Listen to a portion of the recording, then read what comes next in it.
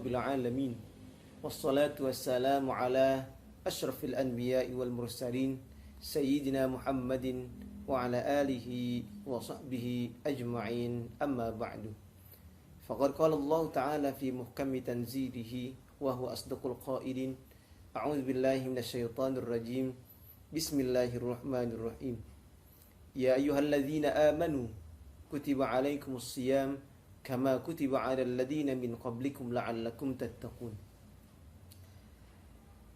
Yang terhormat Kepala SMP Islam Dian Didaktika Bapak Suparjo SPD Bio, Bapak Ibu guru serta para siswa-siswi SMP Islam Dian Didaktika yang saya cintai. Alhamdulillah, marilah sama-sama kita memanjatkan puji syukur kehadirat Allah Subhanahu wa taala atas segala limpahan rahmatnya, hidayahnya, serta nikmat-nikmatnya. Terutama pada hari ini Allah Subhanahu wa taala masih memanjangkan umur kita untuk kembali bertemu dengan bulan suci Ramadan. Salawat yang selalu beriringan dengan salam senantiasa kita panjatkan kepada baginda Rasulullah sallallahu alaihi wasallam. Mudah-mudahan nanti di yaumil qiyamah kita akan mendapatkan syafaat dari beliau. Amin ya rabbal alamin. Para hadirin,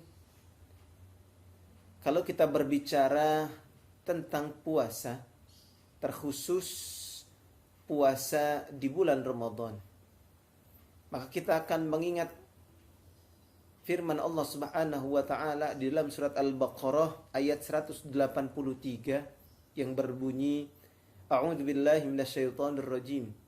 Ya ayyuhalladzina amanu kutiba alaikumus shiyam kama kutiba 'alal ladzina min qablikum la'allakum tattaqun.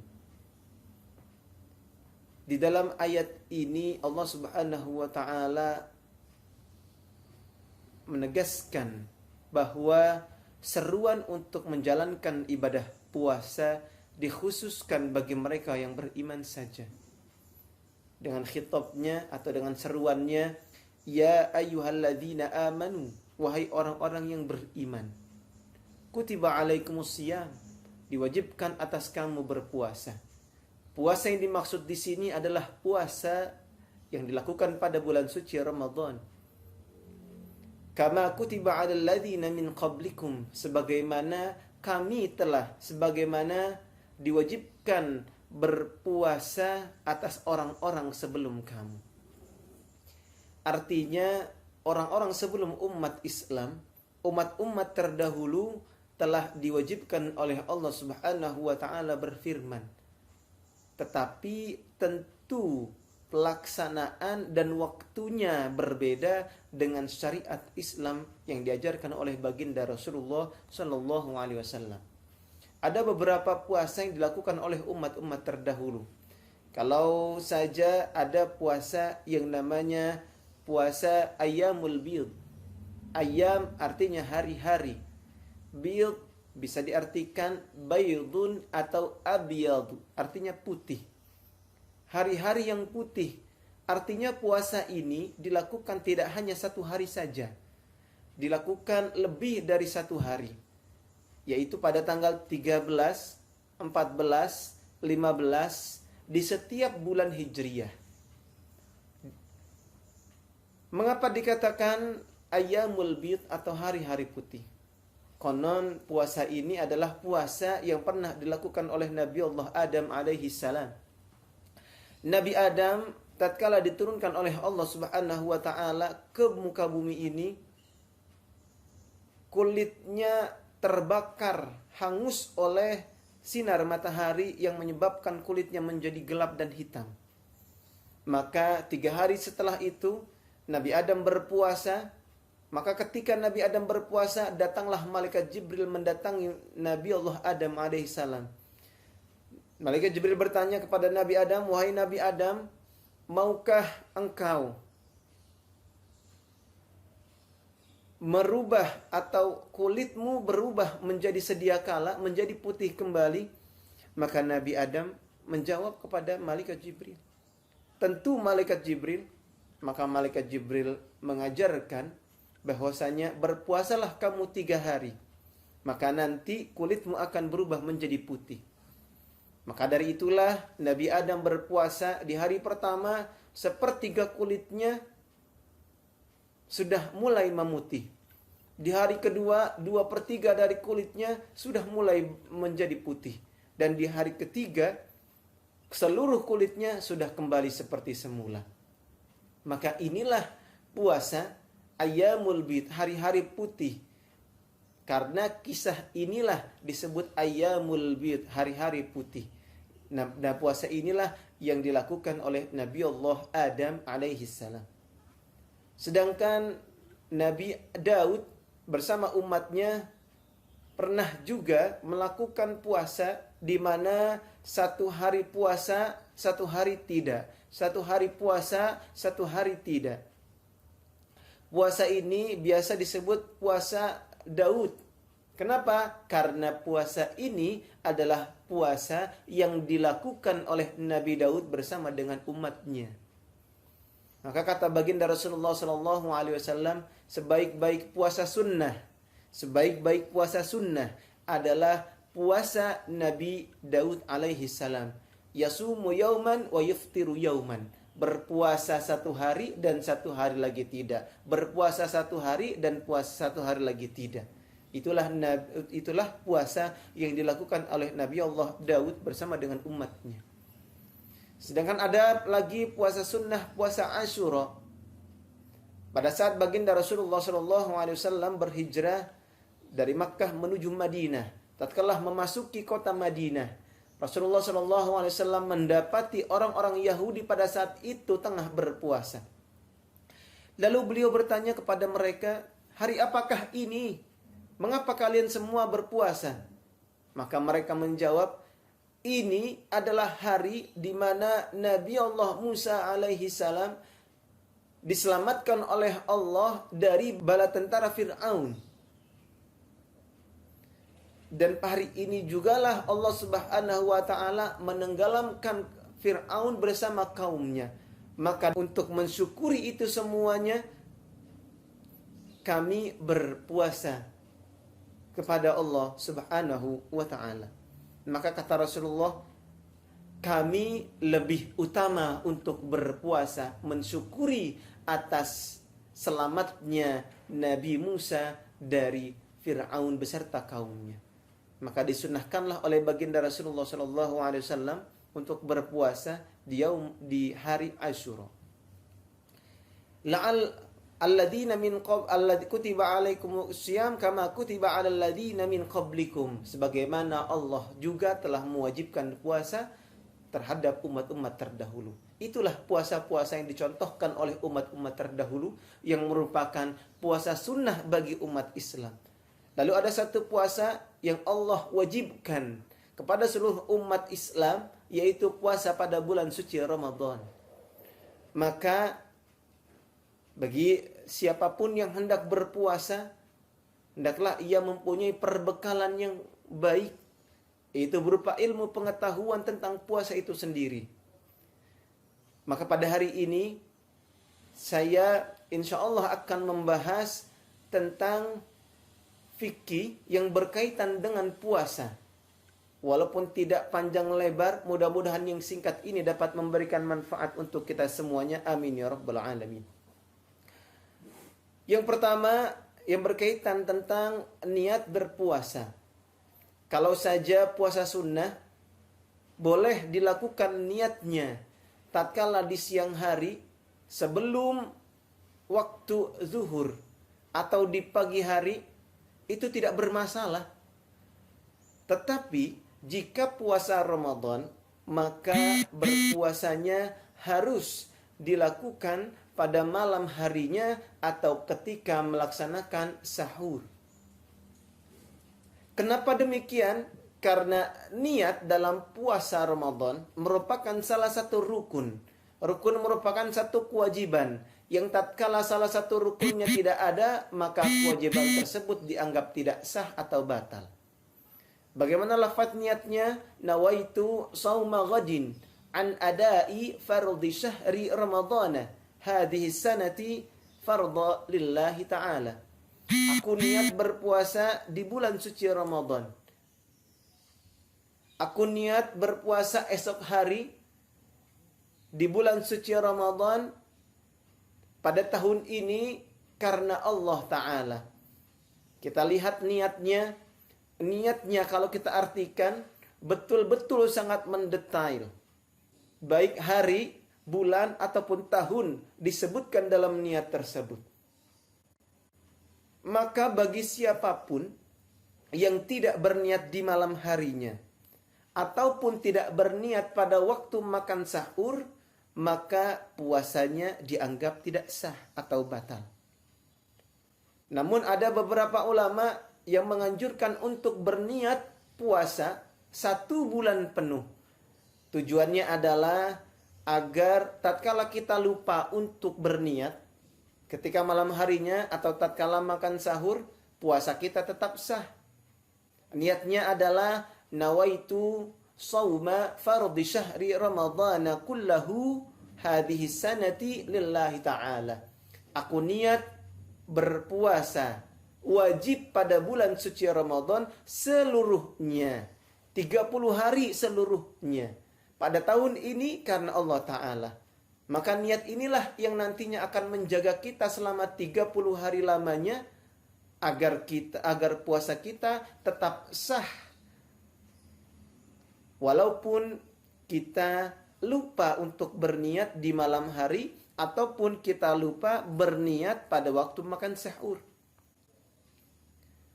Karena niat merupakan rukun, niat harus dikerjakan. Jika tidak dilaksanakan, maka puasanya tidak sah atau batal. Masyarul hadirin dimanapun Anda berada. Yang kedua adalah siapa sajakah orang-orang yang diwajibkan untuk berpuasa. Yang pertama, orang yang diwajibkan untuk berpuasa, mereka itu adalah orang Islam. Maka sudah tentu orang non-muslim atau orang kafir itu tidak dibebani atau tidak diwajibkan untuk berpuasa di bulan Ramadan. Yang kedua, baligh, sudah baligh.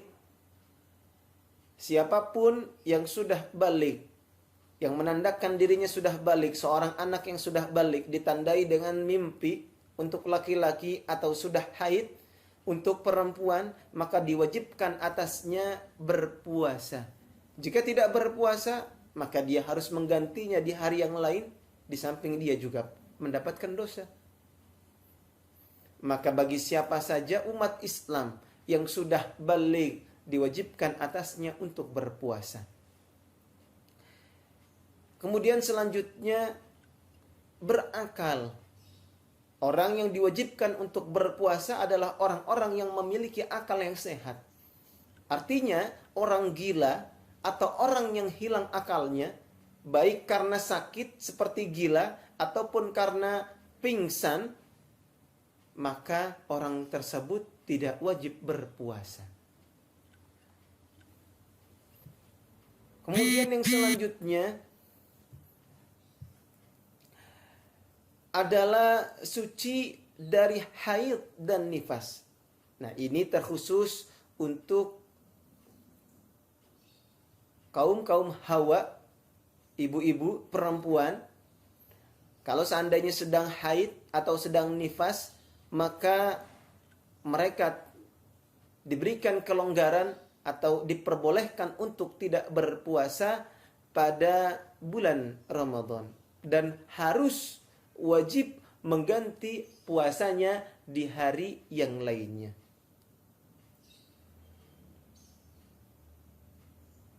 Kemudian selanjutnya yang diwajibkan untuk berpuasa adalah mereka yang tubuhnya sehat. Artinya orang yang sakit, jika memang tidak mampu untuk berpuasa karena sakitnya, maka diperbolehkan baginya untuk tidak berpuasa dan tidak berdosa. Tetapi tetap wajib mengganti di hari yang lainnya. Dan yang terakhir adalah orang yang mampu untuk berpuasa, Mereka itu siapa? Mereka itu adalah orang-orang yang kuat.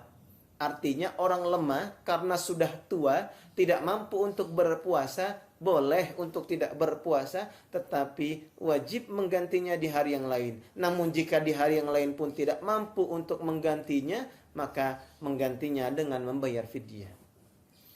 Dan yang paling terakhir adalah orang yang tidak dalam berpergian.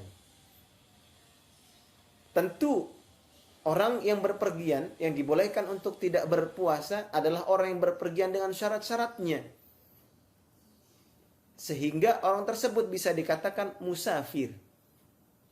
Tetapi kalau dia dalam perjalanan yang tidak cukup jauh dan tidak cukup dikatakan orang tersebut safar dalam perjalanan, maka dia tidak mendapatkan keringanan untuk tidak berpuasa.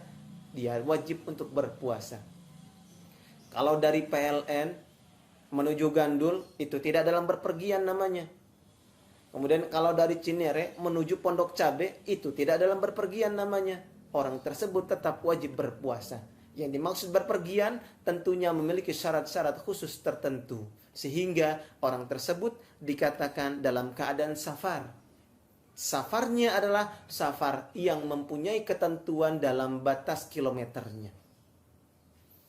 Nah, itulah orang-orang yang wajib untuk melaksanakan puasa di bulan Ramadan. Yang pertama adalah Islam, yang kedua berakal, yang ketiga adalah baligh, yang keempat adalah tidak dalam berpergian, yang kelima adalah sehat tubuhnya, yang keenam adalah mampu, dan yang terakhir adalah suci dari haid dan nifas.